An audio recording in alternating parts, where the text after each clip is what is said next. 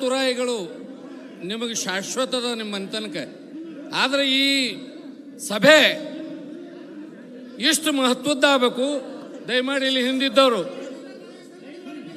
ಹಿಂದಿದ್ದವರು ಕಾರ್ಯಕರ್ತರು, ಇದು ಬಹಳ ಮಹತ್ವದ ಸಭೆ ಆಗಬೇಕು. ಯಾಕೆಂದ್ರೆ 2 ದಿವಸದ ತೆಳಗೆ, ದಯಮಾಡಿ ಎಲ್ಲರೂ 2 ದಿವಸದ ತೆಳಗೆ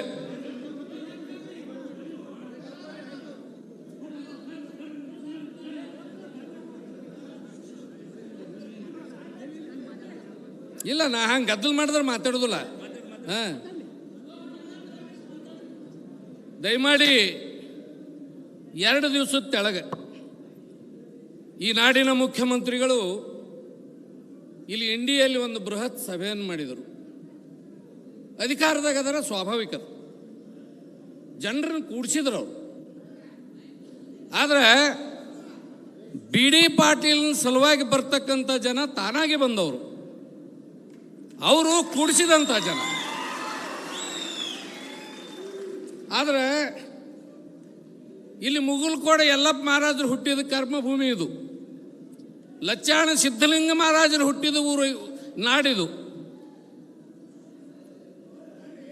ಅನೇಕ ಸಂತರು ಶರಣರು ತಮ್ಮದೇ ಆದಂಥ ಕೊಡುಗೆಯನ್ನು ಈ ನಾಡಿಗೆ ಕೊಟ್ಟಿದ್ದಾರೆ. ಇಂಡಿಗೆ ಒಂದೇ ಕಡಿಮೆ, ಅದು ಒಂದು ಹತ್ತಿದ್ರೆ ಇಂಡಿಯಾ ಆಗ್ತದೆ. ಆದರೆ ಇಲ್ಲಿ ಮುಖ್ಯಮಂತ್ರಿಗಳ ಮನ್ ಬಂದಾಗ ಬರೀ ಸುಳ್ಳನ್ನು ಮಾರಾಟ ಮಾಡ್ಕೊಂಡು ಹೋದ್ರು. ಬರೀ ಸುಳ್ಳ. ನಿಮಗೆಲ್ಲ ಗೊತ್ತದ, ನೀವು ಫಲಾನುಭವಿಗಳು ಇದ್ದವ್ರು ಇದ್ದೀರಿ. ಬಿ ಡಿ ಪಾಟೀಲ್ ಹೋದ ಸಲ ಸೋತದ್ದು ಅವನ ತಪ್ಪಿನಿಂದಲ್ಲ, ಮತದಾರರ ತಪ್ಪಿನಿಂದೂ ಅಲ್ಲ. ಬಿ ಡಿ ಪಾಟೀಲ್ ಸೋತಿದ್ದು ಯಾಕಂದ್ರೆ ದೇವೇಗೌಡರ ಒಂದು ಮಾರ್ಗದರ್ಶನದಲ್ಲಿ, ಕುಮಾರಣ್ಣನ ನಿರ್ದೇಶನದ ಮೇರೆಗೆ ಇವತ್ತು ಬಹಳ ಪ್ರಮುಖವಾದ ವಿಚಾರಗಳನ್ನು ಹೊತ್ತು ತಾವು ರಾಜ್ಯ ಪ್ರವಾಸವನ್ನು ಮಾಡ್ತಾ ಇದ್ದೀರಿ. ಇದು ಒಂದು ರೀತಿ ಹೆಂಗದಂದ್ರೆ ಅಶ್ವಮೇಧ ಯಾಗದ ಕುದುರೆ ಜೊತೆ ನಿಮ್ಮನ್ನು ಕಳಿಸಿದ್ದಾರೆ. ಇದೊಂದು ಅಶ್ವಮೇಧ ಯಾಗ. ಭಾಳ ನೋವಾಯ್ತು ನಮಗೆ. ಮೆಲ್ಲ ಹೇಳಿದ್ರಲ್ಲಿ ಎಲ್ಲರೂ. ನಮ್ಮ ಡಿ ಕೆ ಶಿವಕುಮಾರ್ ಅವರಿಗೆ ಅಂತೂ ನೀರಾವರಿ ಮಂತ್ರಿಗಳದಾರೆ. ಈ ರಾಜ್ಯದಲ್ಲಿ ನದಿಗಳು ಎಷ್ಟದಾವೆ ಹೇಳಿ? ಭೀಮಾ ನದಿಯ ವಿಸ್ತೀರ್ಣ ಹೇಳಿ ಅವರು. ಸನ್ಮಾನ್ಯ ದೇವೇಗೌಡರು ಈ ಜಿಲ್ಲೆಗೆ, ಕೇವಲ ಜಿಲ್ಲೆಗೆ ಅಲ್ಲ, ಕೃಷ್ಣ ಕೊಳ್ಳಕ್ಕೆ ಕೊಟ್ಟಿರ್ತಕ್ಕಂಥ ಕೊಡುಗೆ ಅಪಾರ. ಇವತ್ತಿನ ನಾವು ಯುವ ಪೀಳಿಗೆ ಅಥವಾ ಹಿಂದೆ ಅವರ ಕಾರ್ಯವೈಖರಿಗೆ ಗೊತ್ತಿದ್ದಂಥವ್ರು, ನಾವು ದೇವರ ಜಗಲಿಯ ಮೇಲೆ ಅವರು ಫೋಟೋ ಇಟ್ಟು ಪೂಜೆ ಮಾಡಿರಬೇಕು, ಅಂಥದ್ದನ್ನು ಈ ನಾಡಿಗೆ ಕೊಟ್ಟಾರೆ.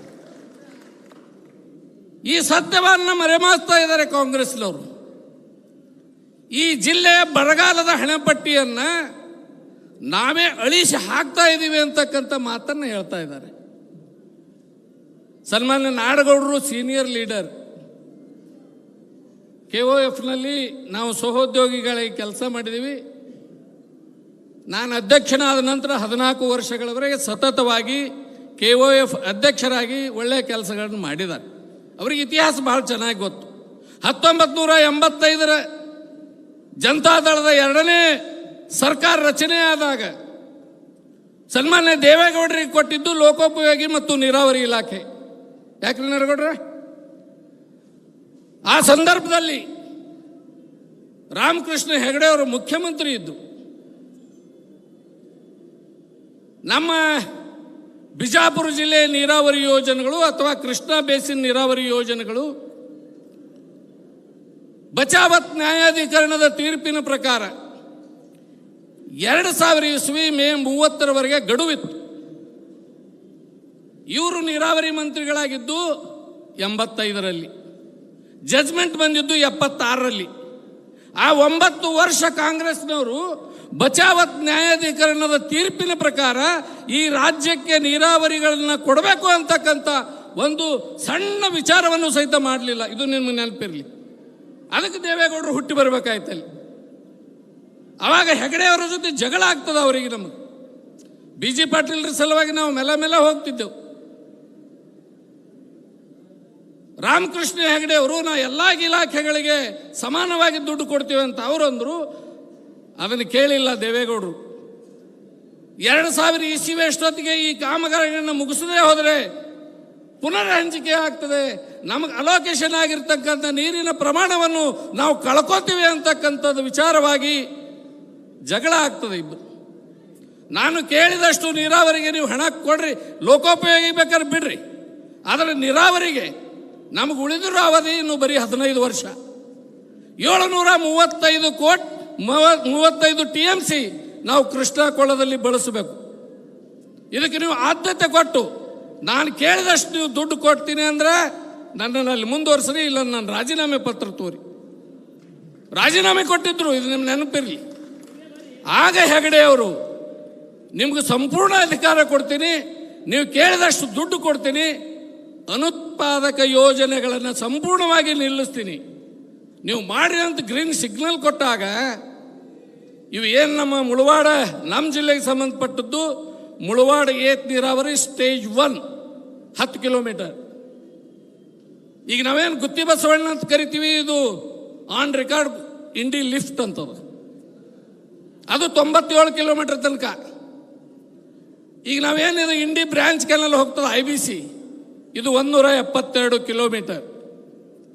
ದೇವೇಗೌಡರು ಇದಕ್ಕೆ ಟೆಂಡರ್ ಕರ್ಕೊತ್ ಕೂತ್ರೆ ತಡ ಆಗ್ತದೆ ಅಂತ ತಿಳ್ಕೊತು ತುಂಡು ಗುತ್ತಿಗೆಯನ್ನು ಮಾಡಿ ಈ ರಾಜ್ಯದ ಎಲ್ಲ ಗುತ್ತಿಗೆದಾರರನ್ನ ಸಮರೋಪಾದಿಯಲ್ಲಿ ಕೆಲಸ ಮುಗಿಸ್ರಿ ಅಂತ ಹೇಳಿ ವೇಗ ಕೊಟ್ಟಿದ್ದು, ಚಾಲನೆ ಕೊಟ್ಟಿದ್ದು, ಹೆಚ್ಚು ಕಮ್ಮಿ ಅವರ 5 ವರ್ಷದ ಅವಧಿಯಲ್ಲಿ 60% ಈ ಮೇಲ್ಕಾಲುವೆಗಳನ್ನು ಮುಗಿಸಿದ ಇತಿಹಾಸ.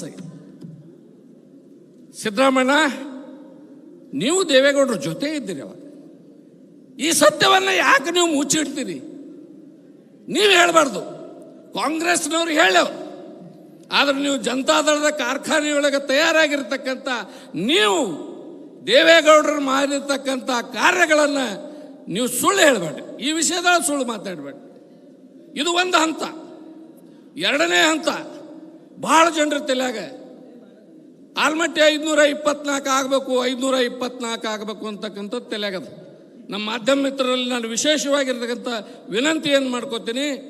ದೇವೇಗೌಡರು 96ರಲ್ಲಿ ಪ್ರಧಾನಮಂತ್ರಿಗಳಾದಾಗ ಆಲ್ಮಟ್ಟಿ ಜಲಾಶಯ ಸಂಪೂರ್ಣ 524 ಮೀಟರ್ ಎತ್ತರ ಮಾಡ್ತಕ್ಕಂಥ ಕೇಂದ್ರ ಸರ್ಕಾರದ ಎಲ್ಲ ಸ್ತರಗಳ ಅನುಮೋದನೆಯನ್ನು ಕೊಡಿಸೋದ್ರ ಜೊತೆಗೆ 20,000 ಕೋಟಿ ಅನುದಾನವನ್ನು ಕೊಟ್ಟರು.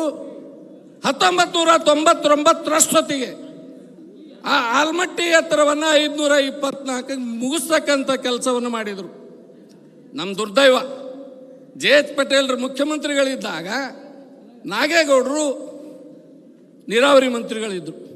ಅವರು ಬಾವು ತಪ್ಪಿ ಉಮೇದಿಯೊಳಗೆ ಒಂದು ಮಾತು ಹೇಳಿದರು 99ರಲ್ಲಿ, ನಾವು ಆಲ್ಮಟ್ಟಿ ಜಲಾಶಯವನ್ನು 524 ಸಂಪೂರ್ಣ ಮುಗಿಸೀವಿ, ಬರೋ ಮಳೆಗಾಲಕ್ಕೆ 524 ನೀರು ಹಿಡಿದು ಬಳಸ್ಕೋತೀವಿ ಅಂತಕ್ಕಂಥ ಒಂದು ಸ್ಟೇಟ್ಮೆಂಟ್ ಆಂಧ್ರದವ್ರು ಹಿಡ್ಕೊಂಡು ಸುಪ್ರೀಂ ಕೋರ್ಟಿಗೆ ಹೋದರು. ಆವಾಗ ನಮ್ಮದು ಡ್ಯಾಮ್ ಅಂತೂ ಮುಗಿದದ, ನಮ್ಮ ಗೇಟ್ ಕತ್ತರಿಸಿ 2ನೇ ನ್ಯಾಯಾಧಿಕರಣದ ತೀರ್ಪು ಬರೋವರೆಗೆ ನೀವು ಅದು ಬಳಸುವಂಗಿಲ್ಲ, 1ನೇ ನ್ಯಾಯಾಧಿಕರಣದಲ್ಲಿ ನಿಮಗೇನು ಅಲೋಕೇಶನ್ ಆಗ್ಯದ ಅಷ್ಟೇ ನೀವು ಹಿಡ್ರಿ ಅಂಥೇಳಿ ನಮಗೆ 519ಕ್ಕೆ ರಿಸ್ಟ್ರಿಕ್ಟ್ ಮಾಡಿದರು. ಇದು ಇತಿಹಾಸ. ದೇವೇಗೌಡರು ಒಂದು ವೇಳೆ ಪ್ರಧಾನಮಂತ್ರಿ ಆಗದೇ ಇದ್ದರೆ, ಆ ಆಲ್ಮಟ್ಟಿ ಪೂರ್ಣಗೊಳಿಸಲಿಕ್ಕೆ ದುಡ್ಡು ಸಿಗದೇ ಇದ್ದರೆ ನಾವು ನೀರು ಹಿಡಲಿಕ್ಕೆ ಶಕ್ತಿ ಇತ್ತೇನು? ನೀವೇನು ಕಾಂಗ್ರೆಸ್ಸಿನವರು ಅಡಿಗೆಲ್ಲ ಆಗ್ಯದ, ನೀವೇನು ಕರ್ಬೇವನ್ನ ಪಾಣೆ ಹೊಡ್ಲಿಕ್ಕೆ ಬಂದಿರಿ, ಎಲ್ಲ ಆಗ್ಯದ, ಪಾಣೆ ಹೊಡ್ಲಿಕ್ಕೆ ಬಂದಿರಿ. ಅದಕ್ಕೆ ದಯಮಾಡಿ ನಾನು ಹೆಚ್ಚು ಬೇಳೆ ತೋಳೋದಿಲ್ಲ. ಯಾಕೆಂದರೆ ಸಂಘಟನೆ ಮತ್ತು ಚುನಾವಣೆ 2 ವಿಷಯಗಳನ್ನು ಇಟ್ಟುಕೊಂಡಾರೆ. ನಾನು ಸಂಘಟನೆಯನ್ನು ಬಹಿರಂಗವಾಗಿ ಮಾತನಾಡಲಿಕ್ಕೆ ತಯಾರಿಲ್ಲ. ಯಾಕೆಂದ್ರೆ ಬಹಿರಂಗವಾಗಿ ಸಂಘಟನೆ ಬಗ್ಗೆ ಮಾತನಾಡ್ತಕ್ಕಂಥ ಒಂದು ಇದು ಅಲ್ಲ. ಯಾಕಂದ್ರೆ ಪತ್ರಕರ್ತರ ಮಿತ್ರದ ಅದಕ್ಕೆ ನಾನು ಸಂಘಟನೆ ಬಗ್ಗೆ ನಮ್ಮ ರಾಜ್ಯ ನಾಯಕರು ಕೊರೀರಿ, ಅದ್ರ ಬಗ್ಗೆ ನೋವದ ನಮಗೆ. ನಾವು ಜನತಾದಳದೊಳಗೆ ಹುಟ್ಟಿ ಬೆಳೆದವರು. ನಾನು KYF ಚೇರ್ಮನ್ ಆದದ್ದು ದೇವೇಗೌಡರ ಒಂದು ಸಹಾಯದಿಂದ. ಆ ನಂತರ 2005ರಲ್ಲಿ ಜಿಲ್ಲಾ ಪಂಚಾಯತಿಯ ಸದಸ್ಯನಾಗಿ ಹಲಸಂಗಿ ಮತಕ್ಷೇತ್ರದಿಂದ ವಿರೋಧ ಪಕ್ಷದ ನಾಯಕನಾಗಿ ಕೆಲಸ ಮಾಡಿದ್ದು ದೇವೇಗೌಡರ ನಿರ್ದೇಶನದ ಮೇರೆಗೆ. ನಮ್ಮ ಜನತಾ ದಳದ ಋಣ ನಮ್ಮ ತಲೆ ಮೇಲಿದೆ. ಆದರೆ ಇವತ್ತು ಸಂಘಟನೆಯಲ್ಲಿ ಬಹಳಷ್ಟು ನೀವು ರಾಜ್ಯ ನಾಯಕರು ಲಕ್ಷ್ಯ ಕೊಡಬೇಕಾಗಿರ್ತಕ್ಕಂಥದ್ದು. ನಾನು 2023ರಲ್ಲಿ BD ಪಾಟೀಲ್ರದು ಮತ್ತು ದೇವಾನಂದ್ ಚವ್ಹಾಣ್ ಅವ್ರದ್ದು ಚುನಾವಣೆ ಸಂದರ್ಭದಲ್ಲಿ ನನಗೆ ಆ್ಯಕ್ಚುಲಿ ಮೂಲಾದಿ ಆಪರೇಷನ್ ಆಗಿ ನಾನು ಬೆಡ್ ಮೇಲಿದ್ದೆ. ಸನ್ಮಾನ್ಯ ಕುಮಾರಣ್ಣವರು ಸಿದ್ದೇಶ್ವರ ಶ್ರೀಗಳ ಅಂತ್ಯಕ್ರಿಯೆಗೆ ಬಂದಾಗ ನಾನು ಎಲ್ಲೇ ಇದ್ದೆ, ಒಂದು ಕಡೆ ನಾನು BJPಯಲ್ಲಿದ್ದವಾಗ ನಾವೊಂದು ಕಡೆ ಮೂಲೆಗೆ ನಿಂತಿದ್ದೆ. ಎಲ್ಲರನ್ನೂ ಸರಿಸಿ ರೈತ ಮುಖಂಡರೇ ಬರಲಿ ಅಂತ, ನೀವು ನಮ್ಮ ಜೊತೆ ಇರಬೇಕು, ಈ ರಾಜ್ಯದಲ್ಲಿ ಸಂಪೂರ್ಣ ಬಹುಮತದೊಂದಿಗೆ ಒಂದು ಸರ್ಕಾರ ತರಬೇಕಾಗಿದೆ, ನೀವು ನಮ್ಮ ಜೊತೆ ಇರಬೇಕು ಅಂತಕ್ಕಂಥ ಒಂದು ಆಮಂತ್ರಣ ಕೊಟ್ಟಾಗ BD ಪಾಟೀಲ್ ಮತ್ತು ದೇವಾನಂದ್ ಚವ್ಹಾಣ್ ಅವರು ಪ್ರಬಲ ಒತ್ತಾಯ ಮಾಡಿದ್ರ ಮೂಲಕ ನನ್ನ ಆರೋಗ್ಯ ಸರಿ ಇಲ್ಲದೇ ಇದ್ರೂ ಸಹಿತ ನಾನು ಚಡ್ಚಣ್ ಬಹಿರಂಗ ಸಭೆಯಲ್ಲಿ ಪಕ್ಷವನ್ನು ಸೇರ್ಪಡೆ ಮಾಡಿದೆ. ನನಗೆ ಹೆಚ್ಚು ಇಲೆಕ್ಷನ್ನಲ್ಲಿ ತೊಡಗಿಸ್ಕೊಳ್ಳೋಕೆ ಆಗಲಿಲ್ಲ, ಹೆಚ್ಚು ಹಳ್ಳಿಗಳನ್ನ ತಿರುಗಾಡಲಿಕ್ಕೆ ಆಗಲಿಲ್ಲ. ಯಾಕಂದರೆ ಅವ್ರ ಪುಣ್ಯದ ಮೇಲೆಗೆ ನಾವು ಭೀಮಾ ನದಿಯನ್ನು ಉಳಿಸ್ಕೋಬೇಕಾದ್ರೆ ದೇವೇಗೌಡರ ಕಾರಣ. ಸುಪ್ರೀಂ ಕೋರ್ಟ್ನಲ್ಲಿ ನಮ್ಮ ಕೇಸ್ ಭೀಮಾ ನದಿದು ನಡೆದಾಗ ನಮ್ಮ ಸ್ಪೆಷಲ್ ಅಡ್ವೊಕೇಟ್ ಇಂದಿರಾ ಜೈಸಿಂಗ್ ಅವರನ್ನ ನೇಮಕ ಮಾಡಿಕೊಟ್ಟಿದ್ದು ಸನ್ಮಾನ್ಯ ದೇವೇಗೌಡರು. ಆ ಕೇಸ್ ಮುಗಿಯುವವರೆಗೆ ನಮಗೆ ಯಾವ್ಯಾವ ಹಂತಗಳಲ್ಲಿ ಏನು ಕಷ್ಟ ಬರ್ತಾವೆ ಎಲ್ಲವನ್ನೂ ನಿವಾರಣೆ ಮಾಡಿದವರು ಸನ್ಮಾನ್ಯ ದೇವೇಗೌಡರು. ಇದನ್ನು ನಾವು ಕಿರುಹೊತ್ತಿಗೆ ಮೂಲಕ ಮಾಡಬೇಕು. ಪಕ್ಷದವರು ದೇವೇಗೌಡರು ಅಲ್ಲಿಂದ ಇಲ್ಲಿ ತನಕ ನೀರಾವರಿ ವಿಷಯದಲ್ಲಿ, ಮತ್ತು ಇನ್ನೊಂದು ಮಾತು ಹೇಳ್ತೀನಿ, ಈ ರಾಜ್ಯದಲ್ಲಿಯೇ 3 ಮಂದಿ ಪ್ರಮುಖರಿದ್ದಾರೆ, ನೀರಾವರಿ ತಜ್ಞರು, ಅನುಭವಸ್ಥರು, ಇಡೀ ರಾಜ್ಯದ ಬಗ್ಗೆ ಗೊತ್ತಿದ್ದವರು 3 ಜನ. ಒಂದು ಮಾದೇಗೌಡರು, ಅವರು ಸರಿ ಹೋಗ್ಯಾರ. ಇನ್ನೊಬ್ಬರು ನಂಜೇಗೌಡರು ಅವರು ಸರಿ ಹೋಗ್ಯಾರ. ಈಗ ಇದ್ದವರೊಬ್ಬರೇ ನಮಗೆ ದೇವೇಗೌಡರೊಬ್ಬರೇ, ಅವರೇ ನಮಗೆ ಆಧಾರ ಸ್ತಂಭ. ಅದಕ್ಕೆ ನಾನು ಹೆಚ್ಚು ಹೇಳೋದಿಲ್ಲ. ಯಾಕಂದ್ರೆ ಜನತಾದಳ ಜನತಾ ಪಕ್ಷ ಇದ್ದಾಗ ಹಿಡ್ಕೊಂಡು ದೇವೇಗೌಡರು ಮಾಡಿರ್ತಕ್ಕಂಥ ಉತ್ತರ ಕರ್ನಾಟಕದ ಬಗ್ಗೆ ಅವ್ರಿಗಿರ್ಕತ್ ಕಳಕಳಿಯಕ್ಕೆ ಹೋದ್ರೆ ಕನಿಷ್ಠ 1 ತಾಸು ಮಾತಾಡ್ಲಿಕ್ಕಾಗ್ತದೆ. ಬಂಧುಗಳೇ, ನಾನು ಒಂದು ವಿನಂತಿ ಏನು ಮಾಡ್ತೀನಿ, ಇಲ್ಲಿ ಬಂದವರೆಲ್ಲ ಬಹಳಷ್ಟು ಮಂದಿ ರೈತರು. ಸಿದ್ದರಾಮಯ್ಯನವರ ಒಂದು ಕಲ್ಪನೆ ಅಹಿಂದ ಏನಿದೆ, ಆ ಅಹಿಂದ ವರ್ಗಕ್ಕೆ ಸೇರಿದವರು. ಎಷ್ಟು ಮಂದಿ ಲಿಂಬೆ ಬೆಳೆಗಾರರಲ್ಲಿ ನೀವು? ಲಿಂಬೆ ಬೆಳೆಗಾರರು ಎಷ್ಟು ಮಂದಿ ಇದ್ರಿ? ಕೈ ಎತ್ತರಿ. ಬಂದಿರ್ತಕ್ಕದೊಳಗೆ ನಾನು ವಿಶೇಷವಾಗಿ ಪತ್ರಿಕಾ ಮಿತ್ರರ ಸಹಾಯದೊಂದಿಗೆ ಇಲ್ಲಿ ಒಂದು ಲಿಂಬೆ ಮಂಡಳಿ ಅಂತ ಮಾಡ್ಯಾರ, ಲಿಂಬೆ ಅಭಿವೃದ್ಧಿ ಮಂಡಳಿ ಇಂಡಿ. ಅದು ಒಂದು ರಾಜ್ಯ ಮಟ್ಟದ ಮಂಡಳಿ. ಇಂಡಿ ಹೆಡ್ ಕ್ವಾರ್ಟರ್ ಮಾಡಿ ಇಲ್ಲಿ ಇಂಡಿಯೊಳಗೇನೆ ಮಂಡಳಿ ಮಾಡ್ಯಾರ. 2017ರೊಳಗೆ ಅಸ್ತಿತ್ವಕ್ಕೆ ಬಂದವು. ಆದರೆ ಇವತ್ತಿನ ತನಕ ಒಂದು ಚೀಲರ ರೈತರಿಂದ ಖರೀದಿ ಮಾಡ್ಯಾರೇನ್ರಿ? ಒಂದು ಚೀಲ ಆದ್ರೂ ಖರೀದಿ ಮಾಡ್ಯಾರ? ಯಾವಾಗ ದರ ಕುಸಿತ ಆಗ್ತದೆ, ಈ ಗುಲ್ಬರ್ಗದಾಗ ನೋಡ್ರಿ, ಅವರು ನಮ್ಮ ಗೌಡ್ರದು ಅಲ್ಲಿ ತೊಗರಿ ಮಂಡಳಿ ಮಾಡಿದ್ರು, ದರ ಬಿದ್ದಾಗ ಮಂಡಳಿಯಿಂದ ಖರೀದಿ ಮಾಡ್ಲಿಕ್ಕೆ ಹಚ್ಚಿದ್ರು. ನಾವು ಗಮನ ಸೆಳಿಬೇಕಂತೇಳಿ ಪತ್ರಿಕೆಯವರು ಅಗ್ದಿ ಇಲ್ಲದ ನೋಡಿರೋದು, ಲಿಂಬೆ ಅಭಿವೃದ್ಧಿ ಮಂಡಳಿ ಇದ್ದರೂ ಖರೀದಿ ಇಲ್ಲ. ಗಮನ ಸೆಳಿತಕ್ಕಂಥ ವಿಚಾರ ಮಾಧ್ಯಮದವ್ರು ಮಾಡಿದ್ರು, ಒಂದು ಶಬ್ದ ಸಹಿತ ಅದರ ಬಗ್ಗೆ ಮಾತಾಡಲಿಲ್ಲ. ಇವತ್ತೇನು ರೈತರು ಸಂಕಷ್ಟದಾಗ 300-400 ರೂಪಾಯಿಗೆ ಒಂದು ಕಾಯಿ ಮಾರಲಾಗತ್ತದ ರೀ. ಒಂದು ಕಾಯಿ ಬರೇ ಹರಿದು ಮಾರ್ಕೆಟ್ಗೆ ಬರ್ಬೇಕಂದ್ರೆ 600 ರೂಪಾಯಿ ಖರ್ಚದ, 400 ರೂಪಾಯಿ ಕಾಯಿ ಮಾರಲಾಗತ್ತದ. ರೈತ ಹ್ಯಾಂಗೆ ಉಳಿಲಿಕ್ಕೆ ಶಕ್ಯ ಅದ? ಇದು ಅವ್ರ ಗಮನಕ್ಕೆ ತಂದರೂ ಮಾತಾಡಲಿಲ್ಲ. ಮತ್ತು ಇವರು ಅಹಿಂದ ಬಗ್ಗೆ ಮಾತಾಡ್ತಾರೆ. ಅದಕ್ಕೆ ನಾನು ಹೆಚ್ಚು ಸಮಯವನ್ನು ತೊಳೆದೆ. ನಾನು ಒಂದು ವಿನಂತಿಯನ್ನು, ಒಂದು ಜವಾಬ್ದಾರಿಯನ್ನು ನಿಖಿಲ್ ಅಣ್ಣವ್ರ ಮೇಲೆ ಹೊರಿಸ್ತೀನಿ. ನಮ್ಮ ಕುಮಾರಣ್ಣವ್ರಿಗೆ ಕೇಂದ್ರದೊಳಗೆ ಮಂತ್ರಿಗಳಿದ್ದಾರೆ. ಇಲ್ಲಿ ನೀವು ಪ್ರೊಸೆಸಿಂಗ್ ಯೂನಿಟ್, ಎಕ್ಸ್ಪೋರ್ಟ್ ಮತ್ತು ನಮ್ಮ ಮೈಸೂರಿನಲ್ಲಿರ್ತಕ್ಕಂಥ CFTR ಯಾವುದೋ ಒಂದು ಸಂಸ್ಥೆ ಅದಲ್ಲ, ಯಾವ್ಯಾವ ಉಪ ಉತ್ಪನ್ನಗಳಾಗ್ತವೆ ಕ್ರೋಢೀಕೃತ ಮಾಡಿ ಲಿಂಬೆಗೆ ಸಂಬಂಧಪಟ್ಟಂಥ ಒಂದು ಘಟಕವನ್ನು, ಒಂದು ಇಂಡಸ್ಟ್ರಿಯನ್ನು ಈ ಭಾಗಕ್ಕೆ ತರ್ತಕ್ಕಂಥದ್ದನ್ನು ಇಲ್ಲಿ ಇಡೀ ಜಿಲ್ಲೆಗೆ ಅದ. ಇಡೀ ಕರ್ನಾಟಕದೊಳಗೆ ಏನು ಲಿಂಬೆ ಬೆಳೀತಾರೆ ಅದರಾಗ 80% ನಮ್ಮ ಬಿಜಾಪುರ ಜಿಲ್ಲೆ, 80%. ಇದು ಬಹುಪಯೋಗಿ. ಅದ್ರ ಬಗ್ಗೆ ನಮ್ಮ ಇವರು ನಿನ್ನೆ ಡಿ ಕೆ ಶಿವಕುಮಾರ್ ಹೇಳಿದ್ರು ಒಂದು ಮಾತು, ಲಿಂಬೆಗಿಮ್ ಹುಳಿ ಇಲ್ಲ, ಜೇನಿಗಿಮ್ ಕರಿ ಇಲ್ಲ, ಶಂಭುಗಿಮ್ ದೊಡ್ಡ ದೇವರಿಲ್ಲ. ಅವರೊಂದು ಸರ್ವಜ್ಞನ ವಚನ ಹೇಳಿದ್ರು ಅವರು. ಇದು ಮತ್ತು ಇಷ್ಟೆಲ್ಲ ನಿಮಗೆ ಜ್ಞಾನ ಅದ. ಲಿಂಬೆ ಬೆಳೆ ಯಾಕೆ ಖರೀದಿ ಮಾಡಲಿಲ್ಲ ನೀವು ಕಾಂಗ್ರೆಸ್ನವರು? ಅದಕ್ಕೆ ಇಂಥ ಸಂದರ್ಭದಲ್ಲಿ ಈಗ ಅವರು ದೊಡ್ಡವರು ಮತ್ತು ಕುಮಾರಣ್ಣ ಒಂದೊಂದು ವಿಚಾರದಲ್ಲಿ ಇಲ್ಲಿ ಸಾಕಷ್ಟು ಕೊಡುಗೆಯನ್ನು ಕೊಟ್ಟಿದ್ದಾರೆ. ಇನ್ನು ನಿಖಿಲ್ ಕುಮಾರಸ್ವಾಮಿ ಅವರ ಹೆಸರ ಮೇಲೆ ಈ ಲಿಂಬೆ ಬೆಳೆಗಾರರ ಸಂಕಷ್ಟವನ್ನು ದೂರ ಮಾಡ್ತಕ್ಕಂಥ ನಿಟ್ಟಿನಲ್ಲಿ ಒಂದು ಕೈಗಾರಿಕೆಯನ್ನು ಕೊಡ್ತಕ್ಕಂಥ ಒಂದು ವಿಷಯವನ್ನು ನಾಡಗೌಡರು ತಾವು ಹೆಚ್ಚಿನ ಸಾಥ್ ಕೊಡಬೇಕು. ಮತ್ತು ಇಲ್ಲಿ ಎರಡು ನಮ್ಮ ಹಳಿ ಹುಲಿಗಳವರು, ಒಬ್ಬರು MLC ಆದವರು, ಒಬ್ಬರು MLA ಆದವರು. ಒಬ್ಬ ಹ್ಯಾಟ್ರಿಕ್ ಹೀರೋ ನಮ್ಮ BG ಪಾಟೀಲ್ ಇಬ್ಬರು ಅದಾರ. ಅವರು ಸಾಯೋ ತನಕ ಸಹಿತ ಸರ್ಕಾರಿ ಆತಿಥ್ಯದೊಳಗೆ ಬೆಂಗಳೂರಿಗೆ ಹೋಗಿ ಬರ್ಬೋದು. ಅವರು MLA MLC ಆದದ್ರಿಂದ ಸರ್ಕಾರಿ ಆತಿಥ್ಯದೊಳಗೆ ಹೋಗ್ಲಿಕ್ಕೆ ಬರ್ಲಿಕ್ಕದ. ಅವ್ರು ಇಬ್ಬರು ಇದನ್ನು ಬೆನ್ನು ಹತ್ತಿ ಕುಮಾರಣ್ಣವ್ರ ಮುಖಾಂತರ ಈ ಯೂನಿಟ್ ತರ್ತಕ್ಕಂಥದ್ದನ್ನು ಮಾಡಿ ಅವ್ರೇನು ಭೋಗಸ್ ಹೇಳಿ ಹೋಗ್ಯಾರ ಅದಕ್ಕೆ ಪ್ರತ್ಯುತ್ತರವಾಗಿ ನಾವು ಕಾರ್ಯದ ಮುಖಾಂತರ ಅದನ್ನು ತೋರಿಸ್ಕೊಡೋಣ ಅಂತಕ್ಕಂಥ ವಿನಂತಿಯನ್ನು ಮಾಡಿ ನನಗೇನು ಭಾಳಷ್ಟು ದೀರ್ಘ ಸಮಯ ತೊಗೊಂಡೆ ನಾನು. ಅದಕ್ಕೆ ತಮ್ಮೆಲ್ಲರಲ್ಲಿ ಕ್ಷಮೆ ಕೇಳಿ ಈ ಭಾಗದ ಮೇಲೆ ವಿಶೇಷವಾಗಿ ನಾನು ನಮ್ಮ ಹುಡುಗಿ ಏನದನಲ್ಲ BD ಪಾಟೀಲ್ ಬಾಯಿ ಸತ್ತವ. ಮೊನ್ನೆ ಚುನಾವಣೆ ನಾವು ಗೆದ್ದವ್ರಿ. ಕಡಿ 3 ದಿನದೊಳಗೆ ವಿಟಮಿನ್ M, ನಮ್ಮ ಪೊಲಿಟಿಕಲ್ ಲ್ಯಾಂಗ್ವೇಜ್ನಾಗ ವಿಟಮಿನ್ M, ಆ 3 ದಿನ ವಿಟಮಿನ್ M ಕೊರತೆಯಿಂದ ನಾವು ಸೋತೀವಿ. ಯಾಕೆ BD ಪಾಟೀಲ ಸತ್ಯದ ಇಲ್ಲಿದು ಬಾಯಿ ಸತ್ತವದ ಹುಡುಗ. ಯಾರು ಏನು ಮಾಡಿದ್ರು ಸತ್ಯ ರೀ ಬಾಯಿ ಸತ್ತ ಹುಡುಗದನ. ಅವನೇ ಬಾಯಿ ಬಿರ್ಸಿದ್ರೆ ಅವ್ನು ಸೋಲ್ತಿತ್ಲ. ಅದಕ್ಕೆ ದಯಮಾಡಿ ಏನೋ ಇರ್ತಲ್ಲ, ರಂಡ ಮುಂಡಿ ಮದುವೆ ಒಳಗೆ ಉಂಡವನೇ ಜಾಣತ. ಆ ರೀತಿ ಆಗಬಾರ್ದು, ಅಂಥವ್ರಿಗೆ ಆಗಬಾರ್ದು. BD ಪಾಟೀಲ್ ಅಂಥವ್ರಿಗೆ ಆಗಬಾರ್ದು. ಸಾಮಾನ್ಯ ಮನೆತನದಿಂದ ಹೆಸರಿಗೆ ಗೌಡ ಪಾಟೀಲ್ ಹೆಸರಿಗೆ, ಆದರೆ ಒಬ್ಬ ಸಾಮಾನ್ಯ ಮನೆತನದಿಂದ ಮನುಷ್ಯ ಯಾರೇ ಒಬ್ಬ ರಾತ್ರಿ 12 ಗಂಟೆಗೆ ಫೋನ್ ಮಾಡಿ ಇಂಥಲ್ಲಿ ಆಕ್ಸಿಡೆಂಟ್ ಆಗ್ಯದಂದ್ರೆ ಮನೆ ಮುಕ್ಕೊಳ್ಳೋದು ಬಿಟ್ಟು ಓಡಿ ಹೋಗ್ತಕ್ಕಂಥ ಕೆಲಸ ಮಾಡ್ತಕ್ಕಂಥ ಹುಡುಗ. ಕ್ಯಾಂಡಿಡೇಟ್ ಬಗ್ಗೆ ಒಟ್ಟ ನಮ್ಮದು ಭಿನ್ನಾಭಿಪ್ರಾಯನೇ ಇಲ್ಲ.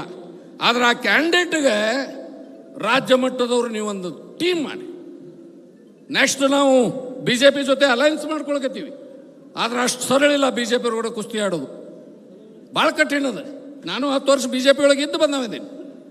ನೀವು ಇಂಡಿಯನ್ನ JDS ಉಳಿಸ್ಕೊಳ್ತಕ್ಕಂಥ ಬದ್ಧತೆ ತೋರಿಸ್ರಿ ಮತ್ತು ಫುಲ್ ಅವಾಗ ಗೆದಿಯೋ ತನಕ ಪಕ್ಷದಿಂದಲೇ ನೇರವಾಗಿ ಬೇಕಂದ್ರೆ ಒಬ್ಬರು ಕಮಿಟಿ ಮಾಡಿ ಇಲ್ಲೇ ಸ್ಥಳೀಯವಾಗಿ ಉಳ್ಕೊಂಡು ಅಬ್ಸರ್ವರ್ಸ್ನ ಇಟ್ಟು ಅವನಿಗೆ ಗೆಲುವಿನ ಮಾಲೆ ಹಾಕುತ್ತಾನ. ಪಕ್ಷ ಜವಾಬ್ದಾರಿ ತೋಬೇಕು.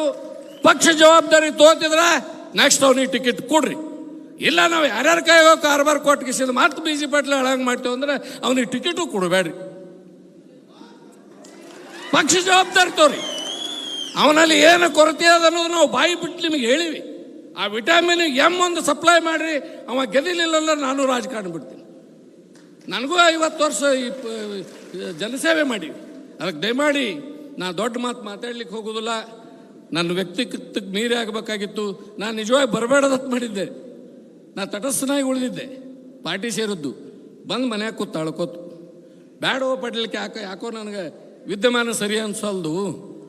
ಜಿಲ್ಲಾ ಕೇಂದ್ರದೊಳಗೆ ಮನೆ ಮಾಡ್ಕೊಂಡಿದ್ದೀವಿ. ಒಂದು ಪೂರ್ವಭಾವಿ ಸಭೆಗೆ ಸಹಿತ ನಮಗೆ ಕರೀತಾ ಇಲ್ಲಿ ಜಿಲ್ಲಾ ಕೇಂದ್ರದೊಳಗೆ. ನಾವು ಯಾಕರೆ ಬಂದೇವಪ್ಪ ಇಲ್ಲಿ ಹೊಳ್ಳಿ ನಮಗೆ ಅನಿಸ್ಲಿಕ್ಕತ್ತ. ಮಾತಾಡ್ಸೋರಿಲ್ಲ ಜಿಲ್ಲಾದಾಗ, ಮಾತಾಡ್ಸೋರಿಲ್ರಿ. ನಾ ರಾಜುಗೌಡ್ರಿಗೆ ಕಳೆದ ಸಲ ಕುಮಾರಸ್ವಾಮಿ ಅವರು ನಿಖಿಲ್ ಅವರು ಬಂದಾಗ ರಾಜುಗೌಡ್ರ ಒಂದು 2 ನಿಮಿಷ ಮಾತಾಡ್ಬೇಕಾದ್ರೆ ಏನ್ದೇನ ಇಲ್ರಿ ಪಂಚಪ್ಪಣ್ಣ, ನಿಮ್ಮ ಕೈಯ ಮೈಕ್ ಸಿಗ್ತಾ ನೀವು ತಾಸುಗಟ್ಟಲೆ ಬಿಡೋದಿಲ್ಲ, ಅದಕ್ಕೆ ಬ್ಯಾಡ್ರಿ ಅಂದರು. ಗೌಡ್ರ ತುಂಬಿ ಕೂತು ಕೊಡ ಖಾಲಿ ಆಗ್ಬೇಕಾದ್ರೆ ಭಾಳ ಹೊತ್ತನ ಹಿಡಿತದೆ. ಅದಕ್ಕೆ ದಯಮಾಡಿ ನಾನು ಹೆಚ್ಚಿಗೆ ವಿಸ್ತಾರ ಮಾಡಿ ಹೇಳೋದಿಲ್ಲ. ದೇವೇಗೌಡರ ಗರಡಿಯೊಳಗೆ ಬೆಳೆದಕ್ಕಂಥವ್ರು, ದೇವೇಗೌಡರ ಒಡನಾಟದಾಗಿದ್ದಂಥವ್ರು, ಕುಮಾರಣ್ಣನ ಒಡನಾಟದಾಗಿದ್ದಂಥವ್ರು ಹಳಿ ಹುಲಿಗಳಿನ ಭಾಳ ಈ ಜಿಲ್ಲೆಯೊಳಗೆ.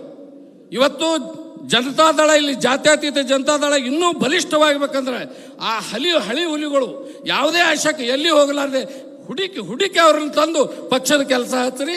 ಅವಾಗ ನೀವು ಇದ್ದುದಕ್ಕೆ ಸಾರ್ಥಕ ಹತ್ತಿರ ಅವ್ರಿಗೆ ಕೆಲಸ ಮಾಡ್ರಿ. ಅದನ್ನು ನಮ್ಮ ಮಾಡಿಗೆಯವ್ರು ಎಲ್ಲರೂ ಏನೋ, ನಾನು ಪಕ್ಷ ಸೇರೋಕ್ಕಿಂತ ಮೊದಲ ಪಂಚಪ್ಪಣ್ಣವರು ನೀವು ಇಲ್ಲೇ ಇದ್ರೆ ಗುಣ ಆಗ್ತದೆ ಅಂದರು, ಇವತ್ತಿಗೂ ಒಂದು ಫೋನ್ ಇಲ್ಲ ಅವರು. ಈ ರೀತಿ ಅಲ್ಲ, ಸಂಘಟನೆ ಮಾಡಬೇಕು ಅಂದ್ರೆ ನೀವು ಮನೆಗೆ ಹೋಗಿ ಕರ್ಕೊಂಬರ್ರಿ. ಇವತ್ತು ರಾಜುಗೌಡ ಪಾಟೀಲ್ ಅವರು ದೇವ್ರ ಇಬ್ಬರಿಗೆ ಶಾಸಕರು ಇರ್ಬೋದು, ನೀವು ಜಿಲ್ಲೆಯ ಏಕೈಕ ಶಾಸಕರು, ಇಡೀ ಜಿಲ್ಲೆಯ ಜವಾಬ್ದಾರಿ ನಿಮ್ಮೆಲ್ಲದ. ನೀವು ಇನ್ನೂ ಹೆಚ್ಚು ಮುತುವರ್ಜಿ ವಹಿಸಿ. He is active person. ಭಾಳ ನನ್ನ ಜೋಡಿ 5 ವರ್ಷ ಜಿಲ್ಲಾ ಪಂಚಾಯತಿ ಮೆಂಬರಾಗಿ ಕೆಲಸ ಮಾಡಿದವರು ಅದಾರ, ಭಾಳ ಆ್ಯಕ್ಟಿವ್ ಅದಾರ ಗೌಡ್ರು.